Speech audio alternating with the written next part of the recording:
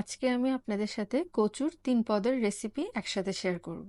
প্রথমে আমি পাতে নিয়ে নিচ্ছি কচুর ভর্তা, তারপর নিয়ে নিচ্ছি কচুর ভাজি, এরপর আমি নিয়ে নিচ্ছি রুই মাছ দিয়ে রান্না করা কচুর তরকারি। বাসায় যেদিনই কচু আনবেন সেদিনই এই ৩টা তরকারি একসাথে রান্না করবেন। সাথে ভাতটাও একটু বাড়িয়ে রান্না করতে ভুলবেন না কিন্তু। আসসালামু আলাইকুম সবাইকে, দিলুন্নাস ব্লগ থেকে স্বাগতম। এখানে আমি কচুকে দুইভাবে কেটে নিয়েছি। একভাবে কেটে নিয়েছি রান্না করার জন্য, অন্যটা আমি ভর্তা করার জন্য।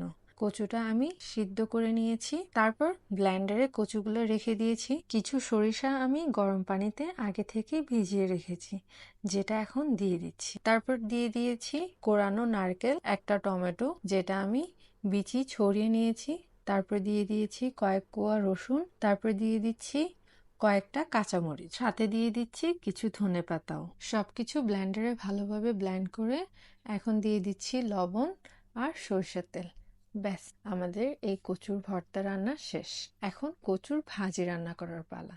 এখানে আমি কচুর উপরের দিকে যে সবুজ অংশটা আছে সেটা নিয়ে নিয়েছি, সেটা কেটে এখন সিদ্ধ করছি। সিদ্ধ করার সময় দিয়ে দিয়েছি সামান্য হলুদ আর লেবুর রস। লেবুর রস দিয়েছি যেন গলা না ধরে। একটা প্যানে তেল গরম হতে দিয়ে দিচ্ছি রসুন, তারপরে দিয়ে দিলাম কিছু ইচা শুটকি। ইচা শুটকির পরিবর্তে আপনারা চিংড়ি মাছও ব্যবহার করতে পারেন।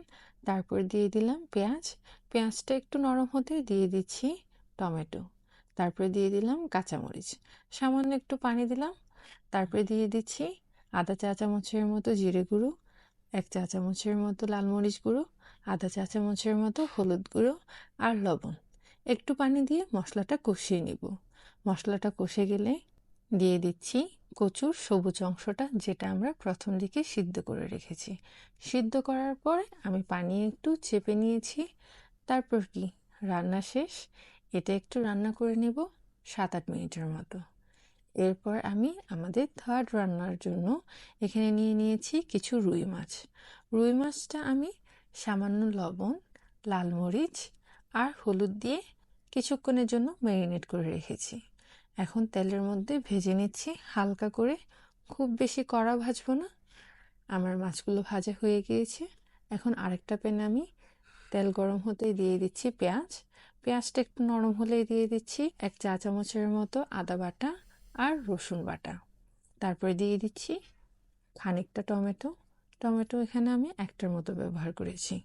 টমেটো থেকে পানি ছড়লে আমি দিয়ে দিচ্ছি আধা চা চামচের মতো জিরে গুঁড়ো, সামান্য হলুদ, 2 চা চামচের মতো লাল মরিচ। মশলাটা একটু কষিয়ে নিব।